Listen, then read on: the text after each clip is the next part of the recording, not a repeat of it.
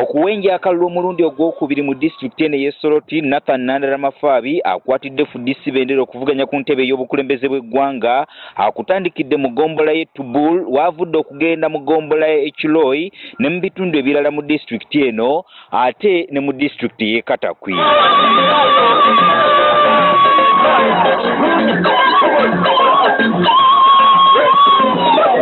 Eno yonna Nandala obwedda asanga bamulindiridde era ne bamwaniriza mu ssanyu. Omubaka omukyalo wa disitulikiti y'e Soroti Anna Adeke Baju atubuulidde nti embeera abantu mu kitundu kino gye balimu yeeraliikiriza olw'obwavu oba yonka obutaaba ebyenjigiriza eby'ekibogwe eby'obulamu eby'okwegayirira ate nga n'amakubo gaabwe ga kuwatanya buwatanya. What mainly concerns our people are the escalating levels of poverty, the failure to access quality education, the poor infrastructure in terms of roads, health care. So our people are here and have come ready to hear what the FDC is going to offer. Adeka agamba nti n'ekiseera ky'omusana ekitandise mu kiseera kino kibeeraliikiriza nga beetaaga mu biseera eby'obumaaso okufunayo ku nsigo ez'embala ezisobola okugumira ekyeya sinakindi okutandika okufuna ebyuma ebinaabayambako okufukirira ebirime kubanga ekitundu kyabwe kino kigimu ddala okusobola okubeezaawo abantu mu byenfuna nga balima.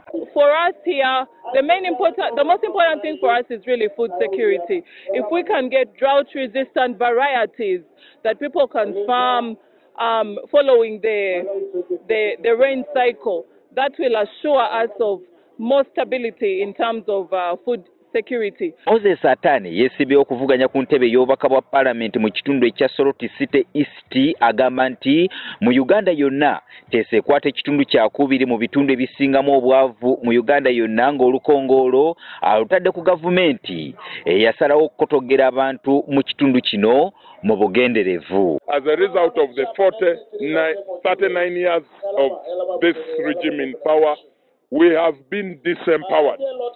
So at the economic base of the cooperatives, the cattle economy, and we were producers feeding the country with livestock, with cotton, with a lot of cereals like peanuts, simsim.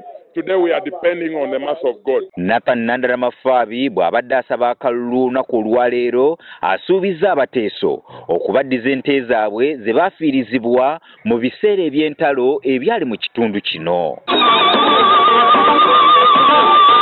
Nandala aweze okufaafaagana na bonna abanaagezaako okwemonkolera ku nsimbi ey'omuwi w'omusolo bw'anaaba awangudde entebe y'obukulembeze bw'eggwanga. Yesterday they passed a budget to add more money, 1.1 trillion, for purpose of coming to bribe you.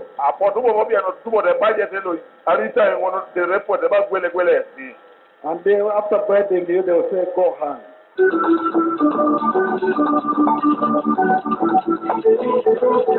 Kati olunaku olw'enkya Nathan Nandalamafabi agenda kuddayo mu disitulikiti y'e Serere okwongera okunnyikiza enjiri ng'agamba abantu bamulonde ku ntebe y'obukulembeze bw'eggwanga mu kulonda kwa bonna okugenda okubaawo nga 15 omwezi ogwa Gatonnya omwaka ogujja. Gerald Damulira agafeeyo ku Spark TV eno mu disitulikiti ey'e Soroti.